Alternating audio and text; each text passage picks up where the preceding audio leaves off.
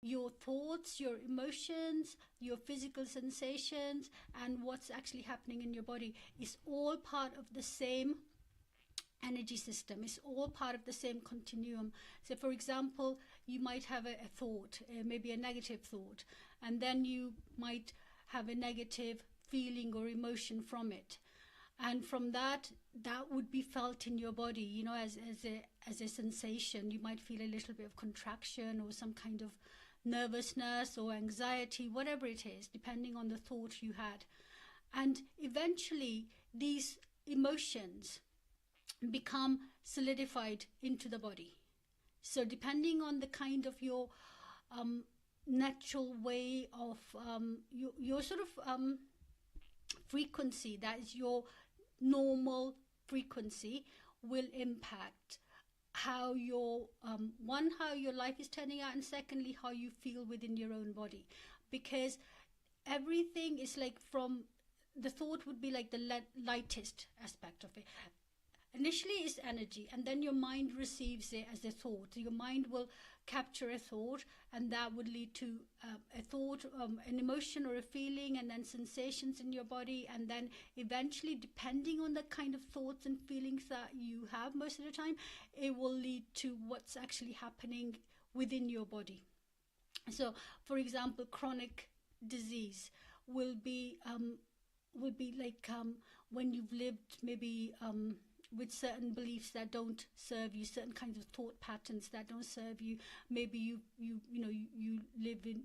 spend time feeling anxious or fearful or guilty or shameful about things, and eventually these kind of things, they contract your energy field, they contract what is available to you. It's almost like if you were free flowing, more energy can pass through you, you have more resources, more insights available. But when you're like in the low energy states of guilt, shame, fear, anxiety, everything becomes more contracted.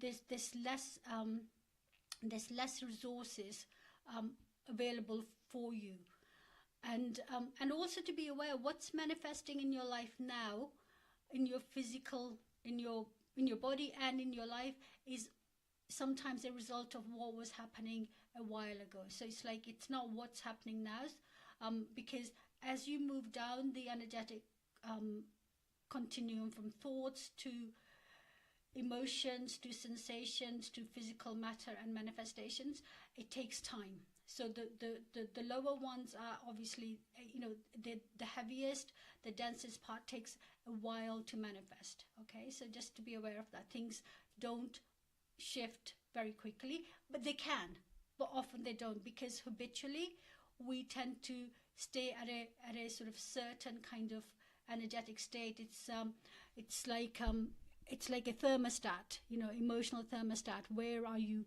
habitually based? Are you on, like, you know, the frequencies of love and gratitude and appreciation, or are you more on, like, you know, in the struggle and having to and working hard and all of those types of things? So just to be aware of that. And the reason I talk about emotions more than thoughts is that thoughts are very fast, they're fleeting, they happen, you know, we're not even aware of our thoughts a lot of the times, unless maybe when you're meditating and you're thinking, oh wow, my mind's very busy, it's always thinking. But rest of the time we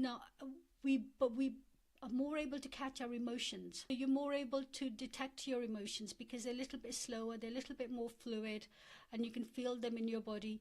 And sensations are just a slightly denser, slightly slower level. So maybe if you're meditating, if you're in tune with your body, you might be able to connect more with your physical sensations. And eventually the emotions that are unprocessed, or emotions that stay in the body, or your habitual, these will become the physical manifestations. You know, for example, illnesses or disease. Eventually that might happen, but it does take a long time.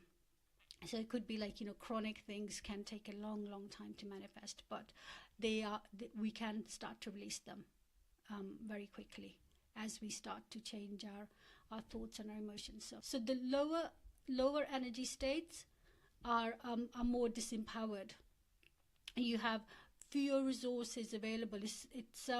you've got to see emotions as a continuum as well. Say, for example, if we just like thoughts, emotions, sensations, they can all be a continuum in terms of feeling really good to feeling not so good.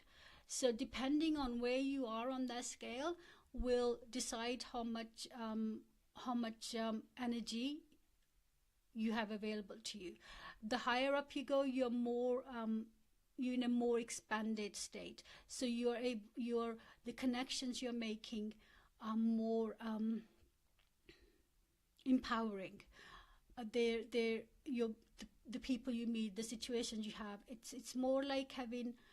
Somebody mentioned this. It's more like looking for answers to questions rather than problems to solve. So when you're in the lower energy states, often there might be a lot of drama going on. There might be a lot of stuff that you have to deal with. You're less proactive but more reactive. And also, when you're in that kind of state, you also have fewer resources, your ability to find the right information might not be as strong. It's more of a struggle. Life feels more of a struggle. It's more tiring and more exhausting.